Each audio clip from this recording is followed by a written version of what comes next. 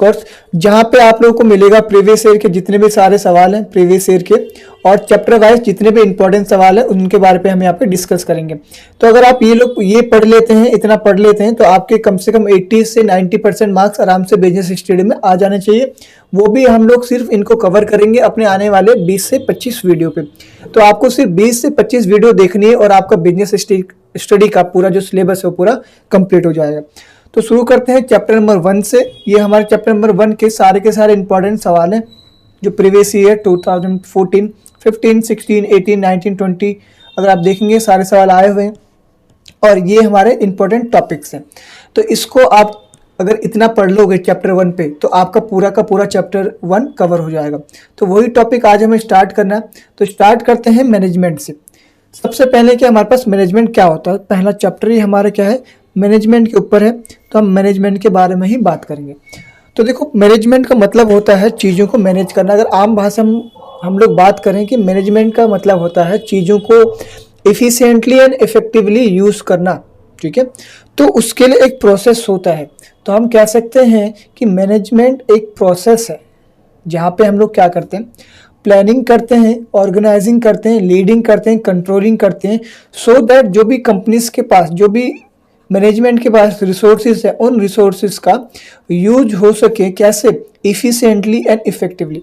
देखो, मैनेजमेंट का क्या होता है, एक पर्टिकुलर गोल होता है, एक पर्टिकुलर ऑब्जेक्टिव होता है। उस ऑब्जेक्टिव को पाने के लिए मैनेजमेंट कैसे प्रोसेसिंग करता है, कैसे प्रोसेस करता है, प्लानिंग से, ऑर्गेनाइजिंग से, लीडिंग से, कंट्रोलिंग से, सो दैट दी हमारी जो रिक्वायरमेंट है वो हमारी फुलफिल हो सके। तो यहाँ पे डेफिनेशन वही है कि management is can be defined as the process of planning, organising, leading and controlling organisation resources. Organisation के रिसोर्सेज कौन से होते हैं, मैन पावर हो गया आपका, फाइनेंशियल हो गया, फिजिकल पावर हो गया, सो that the specific goals can be achieve efficiently and effectively, ठीक है। It involve coordination, coordinating the efforts of people to reach desired objective using various resources। कैसे भी रिसोर्सेज, कौन कौन से रिसोर्सेज की बात की थी, ह्यूमन हो गया, फाइनेंशियल हो गया, फिजिकल हो गया।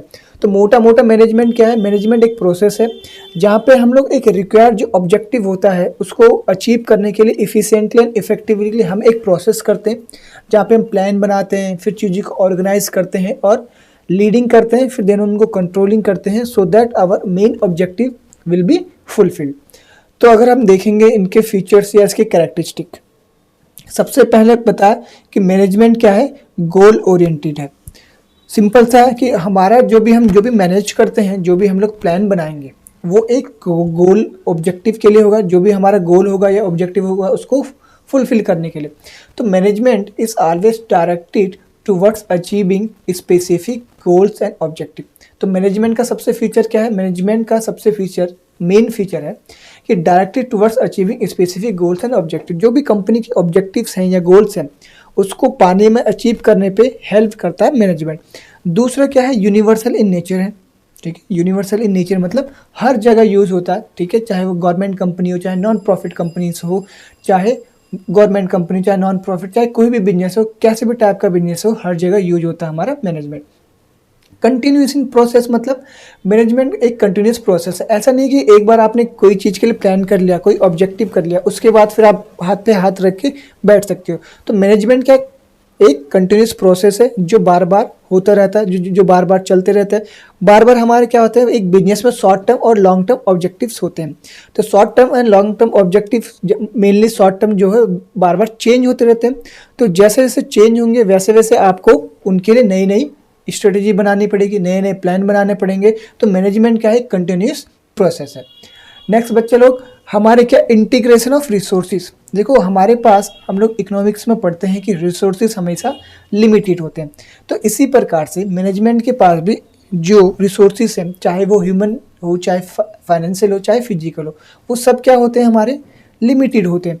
तो कैसे उनका इफेक्टिवली यूज़ कर सके, कैसे उनको साथ ला के काम कर सके, उसी को कहते हैं हम इंटीग्रेशन ऑफ रिसोर्सेज। ओके, उनको क्या कहते हैं हम लोग, integration of resources. Next, integration of resources. Next हमारे पास क्या, सोशल प्रोसेस। तो management involves interaction with people. अब मैनेजमेंट में क्या होता है ना, देखो मैनेजमेंट हमारा क्या है, हमारी सोसाइटी का पार्ट है। तो अगर सोसाइटी का पार्ट है तो इंटरनल और एक्सटर्नल दोनों फैक्टर किसी भी मैनेजमेंट को या कंपनी को अफेक्ट करते हैं। तो management involves interaction between people, it is process of working with through others to achieve organisation goals. तो हमें एक सोशल प्रोसेस है, सबके साथ मिल के, सबके साथ इफेक्टिव कम्युनिकेट करके कंपनी का जो गोल है, जो मैनेजमेंट का गोल है, उसको क्या करना, अचीव करना। और सबसे इम्पोर्टेंट क्या है, डिसीजन मेकिंग पे हेल्प करता है हमें क्या, मैनेजमेंट हमारा, कि कोई भी अगर हमें डिसीजन लेना होगा तो उसमें क्या करता है, हेल्प करता है मैनेजमेंट। ओके, उसके बाद डायनामिक इन नेचर, ठीक है। डायनामिक का मतलब क्या होता है कि management influence by internal and external environment. अभी मैंने जैसे बताया था कि कंपनी या जो भी नेचर, जो भी हमारा मैनेजमेंट है, वो क्या होता है, इंटरनल और एक्सटर्नल फैक्टर, दोनों फैक्टर से हमारा इफेक्ट होता है, ठीक है। जैसे अगर मैं बात करूं, अगर हम लोग एक टर्म पढ़ते हैं जिसको कि हम पेस्टल के नाम से भी लेते हैं, जहाँ पे ये हमारे क्या एक्सटर्नल, इसको आप कह सकते हैं एक्सटर्नल हमारे फैक्टर्स हैं जो कंपनी या मैनेजमेंट को इफेक्ट करता है। पी से हमारा होता है पॉलिटिकल, ठीक है। ई से होता है इन्वायरमेंटल, एस से होता है सोशोलॉजिकल, टी से टेक्नोलॉजिकल, ई से इन्वायरमेंटल और एल से लीगल। तो ये सारे के सारे फैक्टर्स क्या करते हैं, मैनेजमेंट को अफेक्ट करते हैं। तो एक अच्छे मैनेजमेंट के लिए हमें क्या करना चाहिए, अपने इंटरनल और एक्सटर्नल दोनों के साथ अच्छा कोऑर्डिनेशन और लिंक बना के रखना चाहिए। ओके, नेक्स्ट है परवेसिव फंक्शन, ठीक है। परवेसिव फंक्शन का मतलब क्या होता है कि हर लेवल पे, जैसे हमारे मैनेजमेंट के 3 लेवल होते हैं, टॉप लेवल, ठीक है। कौन कौन से लेवल, टॉप लेवल हो गया, मिडल हो गया, फिर लो लेवल। तो हर लेवल पे मैनेजमेंट हमारा यूज होता है। ओके, इसको कहते हैं pervasive function. I hope features आपको समझ में आ गए होंगे, बहुत सिंपल है। नेक्स्ट हमारे आते हैं importance of management in organisation, कि ऑर्गेनाइजेशन पे, जो भी ये हमारी ऑर्गेनाइजेशन है, ठीक है, जो भी ऑर्गेनाइजेशन है, इस ऑर्गेनाइजेशन पे क्या यूज है हमारा, किसका, हमारे, ये तो हमारे जो ऑर्गेनाइजेशन है वहाँ पे क्या यूज है हमारे मैनेजमेंट का, वो हमें बताना है। सपोज करते हैं हमारे पास कोई भी बिजनेस है, कोई भी बिजनेस ले सकते हो, तो सबसे इंपॉर्टेंट काम क्या है, मैनेजमेंट का काम क्या होता है, अचीविंग ऑर्गेनाइजेशन गोल।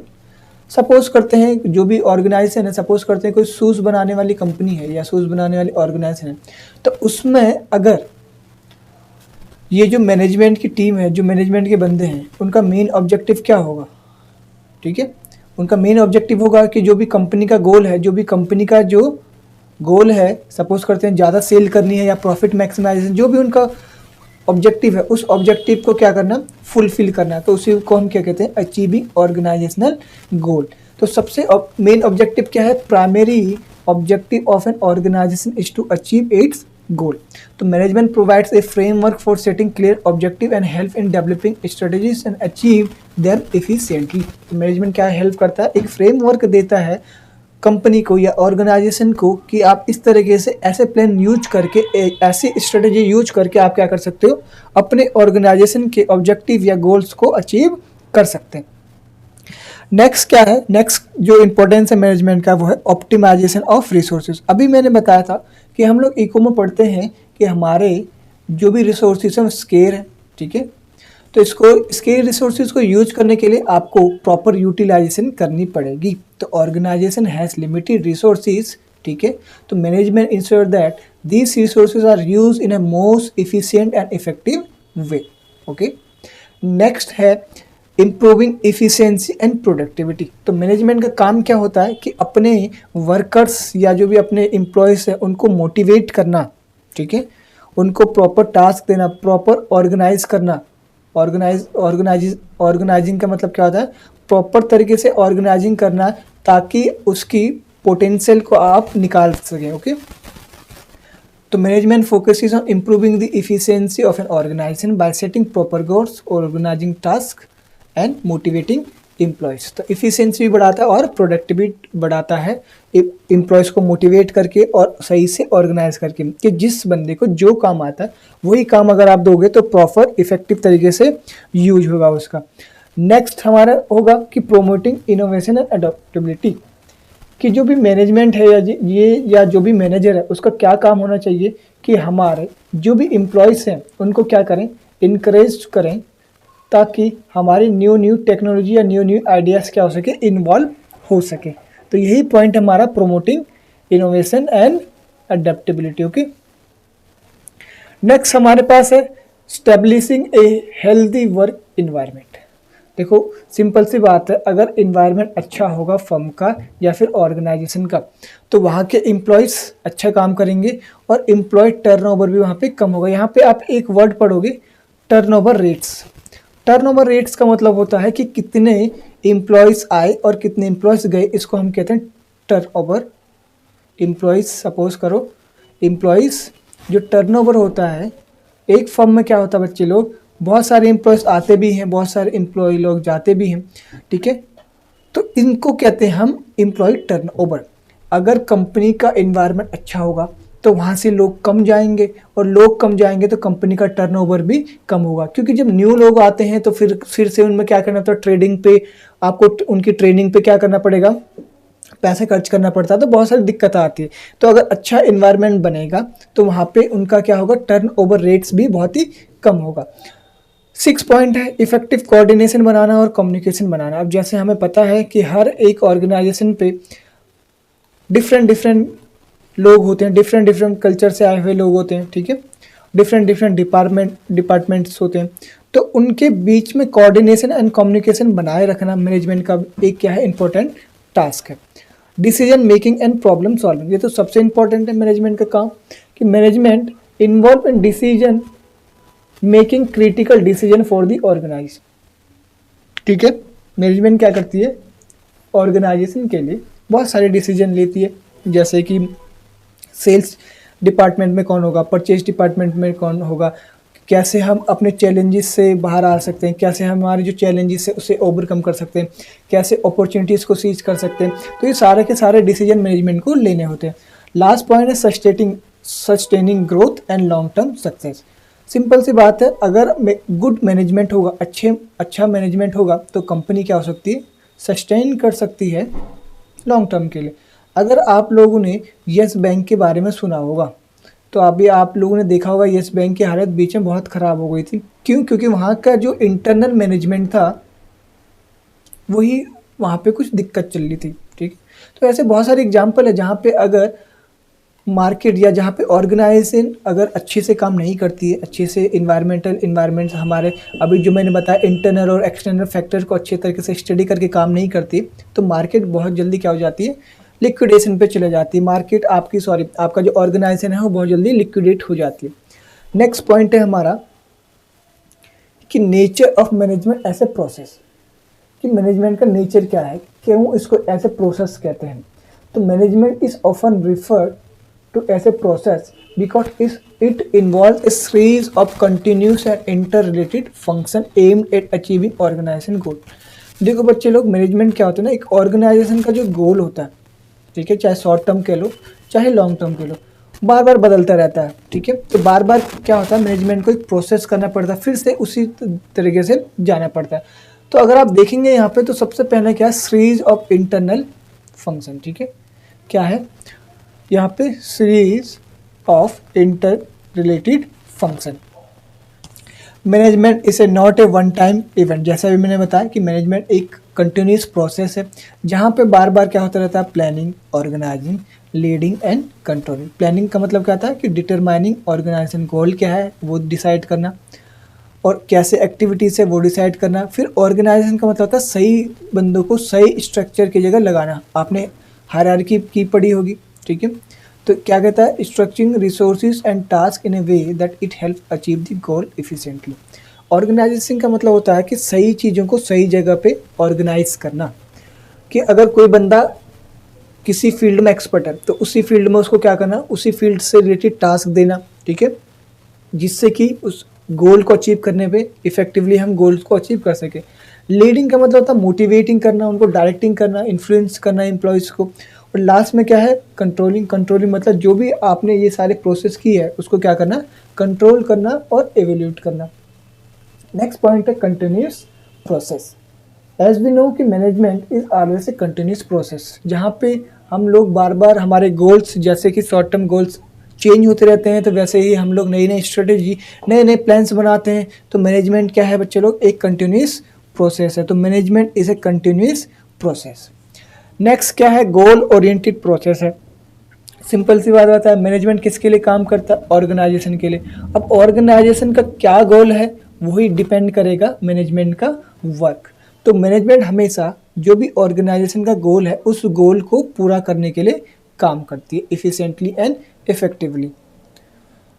नेक्स्ट है इंटीग्रेटिंग रिसोर्सेज। जैसे अभी हमने पढ़ा था, ठीक है, कि मैनेजमेंट क्या होता है, जैसे कि हमने पढ़ा था कि हमारे पास क्या है, रिसोर्सेज लिमिटेड हैं। तो इंटीग्रेटिंग रिसोर्सेज का मतलब होता है management is a process that involves integrating various resources such as human, financial and physical. सारे रिसोर्सेज को, जितने भी हमारे पास रिसोर्सेज हैं, सब रिसोर्सेज को एक साथ लेके आना, ताकि हम लोग क्या कर सकें, हमारा ऑब्जेक्टिव क्या हो सके, अचीव हो सके। That is not as integrating resources. Next है decision making is integral.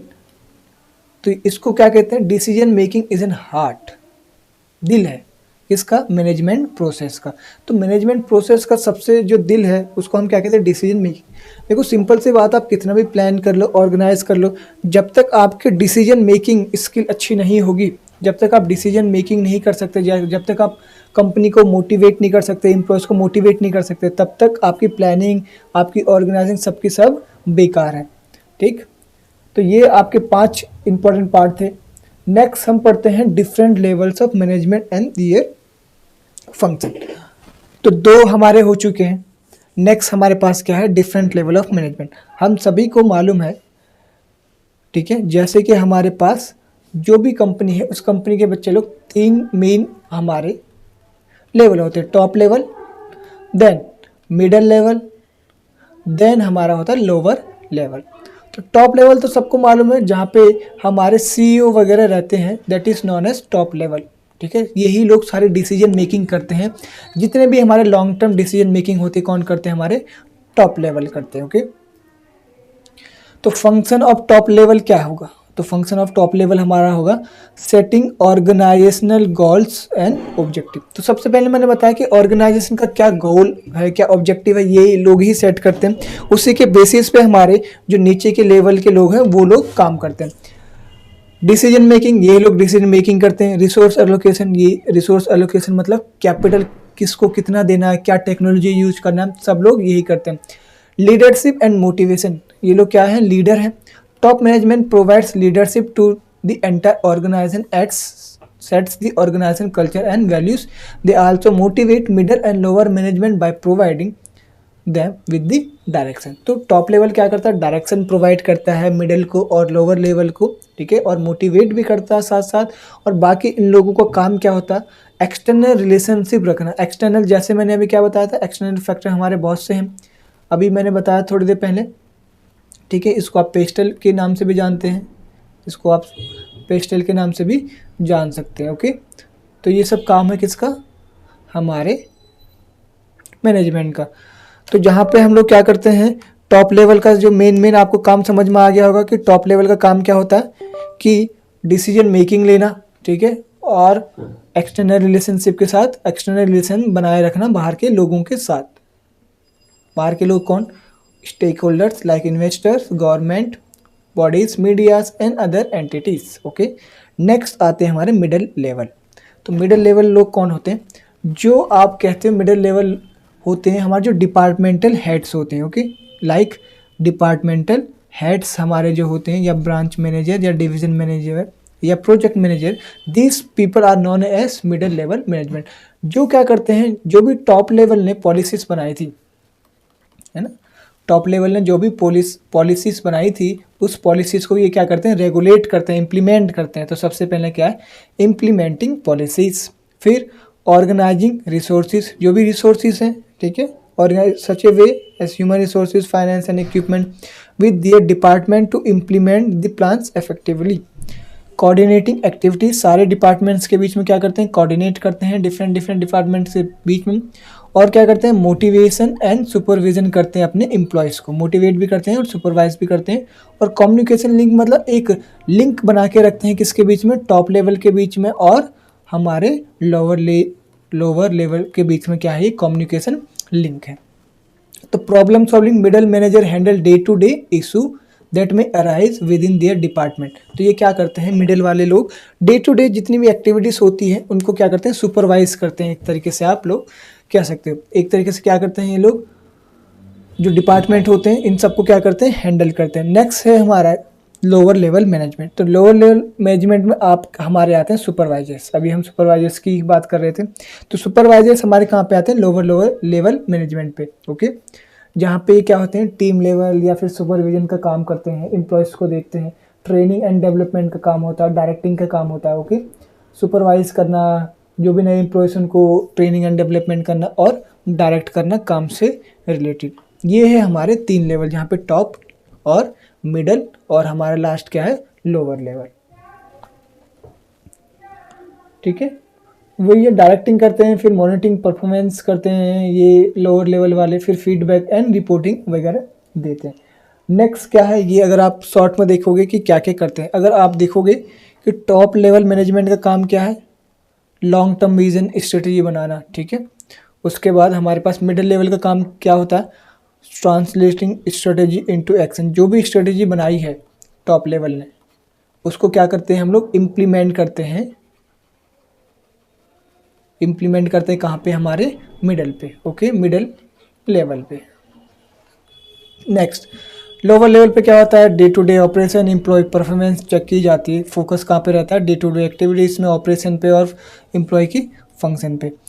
Next हमारा सवाल जो है, जो हमारा बार बार पूछा जाता है कि how management contributes to achieving organisational objective, कि मैनेजमेंट कैसे कंट्रीब्यूट करता है जो भी हमारे ऑब्जेक्टिव होते हैं ऑर्गेनाइजेशन के। ओके, तो कैसे करता है, प्लान बनाता है, प्लानिंग एंड गोल सेटिंग। तो मैनेजमेंट क्या होता है, जो भी ऑब्जेक्टिव होते हैं हमारे ऑर्गेनाइजेशन के, उस ऑर्गेनाइजेशन को पाने के लिए मैनेजमेंट एक प्रॉपर एक सेटिंग क्लियर ऑब्जेक्टिव बनाता है, फिर स्ट्रेटेजिक प्लानिंग करता है, फिर एक्शनेबल प्लान्स लेता है। ठीक है, manager help in defining clear specific and measurable goals. पहले तो गोल डिसाइड करने पे हेल्प करते हैं, फिर थ्रू स्ट्रेटेजिक प्लानिंग, फिर प्लानिंग के तहत क्या करते हैं, management identifies the long term objectives, the course of action required to achieve them. फिर मैनेजमेंट क्या करते हैं, मैनेजमेंट जो है हेल्प करती है ऑर्गेनाइजेशन को ये बताने में कि कैसे कौन सा प्लान लॉन्ग टर्म पे कितना काम करेगा। नेक्स्ट क्या है, actionable plans. Management breaks down long term goals into smaller.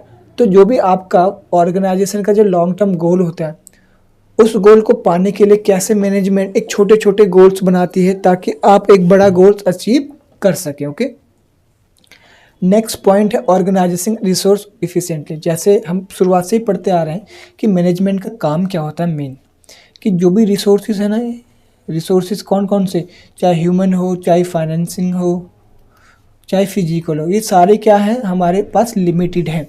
Human, financial and physical ये हमारे लिमिटेड है। इनको कैसे इफ़िशिएंटली यूज कर सके, डिफरेंट टास्क डिफरेंट फंक्शन कैसे यूज कर सके, कैसे प्रॉपर ऑर्गेनाइज कर सके, ये मेन मुद्दा होता है किसका, ऑर्गेनाइजेशन का। तो ऑर्गेनाइजेशन मैनेजमेंट हेल्प करती है हमारी ऑर्गेनाइजेशन को ये सारी चीज़ें अचीव करने पे। ओके, तो ये इसमें ये लिखा हुआ कि कैसे कैसे हम लोग स्ट्रक्चर करते हैं ऑर्गेनाइजेशन, फिर कैसे कोऑर्डिनेशन करते हैं। Management ensure that different department teams and individual work together. तो मैनेजमेंट क्या करती है, ये इंश्योर करती है कि जितने जितने डिपार्टमेंट होते हैं, देखो एक कंपनी में बहुत तरीके के लोग होते हैं, बहुत तरीके के डिपार्टमेंट भी होते हैं। सेल्स डिपार्टमेंट अलग है, प्रोडक्शन डिपार्टमेंट अलग है, ठीक है, अकाउंट डिपार्टमेंट अलग है। तो सारे के सारे डिपार्टमेंट्स के लोग एक साथ काम कर सकें और साथ साथ एक साथ काम करके जो भी ऑब्जेक्टिव है उसको अचीव कर सके, इसमें हेल्प करती है मैनेजमेंट किसकी, ऑर्गेनाइजेशन की। Okay, next point motivating and leading employees. तो मैनेजमेंट क्या करती है, हमारे जो भी एम्प्लॉयज़ हैं उनको मोटिवेट करती है और साथ साथ लीड भी करती है। ओके, क्रिएटिंग पॉजिटिव वर्क कैसे लीड करती है, क्रिएटिंग पॉजिटिव वर्क इन्वायरमेंट अच्छा बनाती है और कन्फ्लिक्ट, जो भी कन्फ्लिक्ट होते हैं, जो भी मतभेद होते हैं, उनको क्या करती है, रिजॉल्व करती है कौन, मैनेजर या फिर मैनेजमेंट। ओके, नेक्स्ट है decision making and problem solving. तो जो भी डिसीजन मेकिंग है और जो भी प्रॉब्लम है, जो भी डिसीजन लेने हैं फ्यूचर से लेके, या जो भी प्रॉब्लम है, जो भी हमारी अपॉर्चुनिटीज़ है, जो भी हमारे थ्रेट्स हैं, उनको उनसे ओवरकम करने के लिए मैनेजमेंट क्या करती है, हेल्प करती है ऑर्गेनाइजेशन की। Okay, the management is responsible for making decision that affect the entire organization, whether it's about new investment, चाहे न्यू इन्वेस्टमेंट कहाँ करनी है, प्रोडक्ट का क्या डेवलपमेंट करना है, क्या चेंजेस होने चाहिए, क्या management ensure that decision are made with the organization long term goals in mind. Okay, कि क्या डिसीजन लेना है, कैसे हमारा जो लॉन्ग टर्म ऑब्जेक्टिव है ऑर्गेनाइजेशन कैसे अचीव हो सके, उससे रिलेटेड डिसीजन मेकिंग लेते हैं कौन, मैनेजमेंट। नेक्स्ट है कंट्रोलिंग एंड मॉनिटरिंग परफॉर्मेंस। सबसे इंपॉर्टेंट है कि जो भी आपने प्लान, ऑर्गेनाइजिंग सब कुछ मोटिवेट किया है, क्या वो सही से हो पा रहा है या नहीं हो पा रहा, उसके लिए क्या करती है मैनेजमेंट को, उसके लिए कंट्रोलिंग एंड मॉनिटरिंग परफॉर्मेंस करनी होती है, जिसके लिए सेटिंग स्टैंडर्ड एंड बेंचमार्क, जिसके लिए वो क्या करती है मैनेजमेंट, क्या करती है कुछ बेंचमार्क इस्टेब्लिश करती है। Management establish performance standards based on the organization goals. जैसे आप देखते होंगे बहुत सारे ऑफिस में या बहुत सारे ऑर्गेनाइजेशन पे बहुत सारे क्या होते हैं स्कीम्स होती है, एम्प्लॉय ऑफ द मंथ हो गया या एम्प्लॉय ऑफ द ईयर हो गया, तो कैसे सेटिंग करनी है, कैसे आपको ऑब्जेक्टिव को अचीव करना है, एक स्टैंडर्ड रूल बनाती है कौन, मैनेजमेंट। फिर क्या करती है, साथ साथ उस प्रोग्रेस को ट्रैक करती है। फिर करेक्टिव एक्शन, अगर उस प्रोग्रेस में कोई भी अगर चेंज चाहिए, when decision, when deviation, deviation मतलब कोई कुछ चेंज, ठीक है।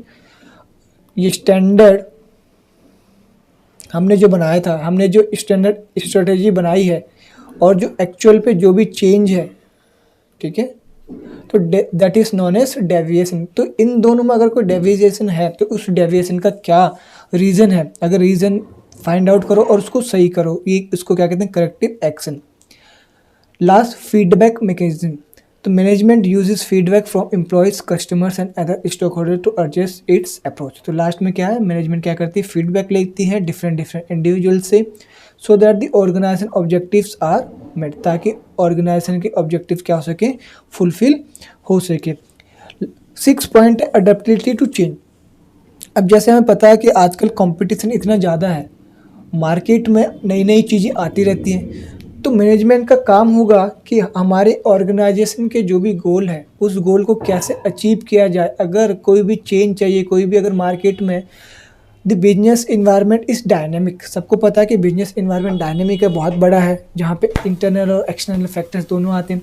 The management help the organization adapt to external changes such as market trend, कि मार्केट का क्या ट्रेंड है, कहीं मार्केट में ट्रेंड तो नहीं चेंज हो गया, क्या कहीं टेक्नोलॉजी तो कुछ चेंज नहीं हो गई, क्या गवर्नमेंट की पॉलिसी में तो कोई चेंज नहीं होगी। तो मैनेजमेंट का ये काम है ऑर्गेनाइजेशन को बताना कि जो एक्सटर्नल फैक्टर्स है वहाँ पे क्या काम चल रहा है, क्या इनोवेशंस हो रहे हैं, ठीक है, कंटिन्यूस इम्प्रूवमेंट वगैरह वगैरह आप क्या कर सकते हैं, मैनेजमेंट जो होगी ऑर्गेनाइजेशन को बताएगी।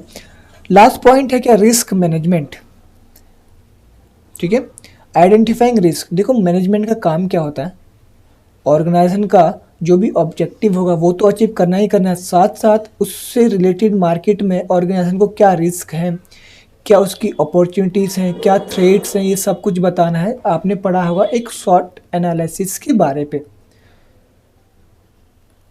ठीक है।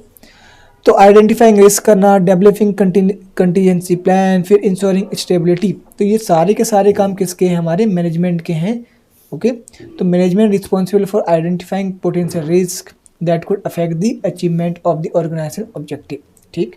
डेवलपिंग द कंटीजेंसी प्लान, ठीक है, management develops contingency plans to handle unforeseen challenge. Contingency plan का मतलब जो फ्यूचर में होने वाले हैं या फिर हो सकते हैं, ठीक है, उसके लिए पहले से ही प्लान बना के रखो, पहले से ही रेडी रहो। Ensuring stability, management ensure that the organization remains stable and resilient in the face of challenge. तो मैनेजमेंट का काम क्या होता है कि जो भी हमारी ऑर्गेनाइजेशन है वहाँ पे स्मूथली काम चलता रहे, ठीक है, काम चलता रहे।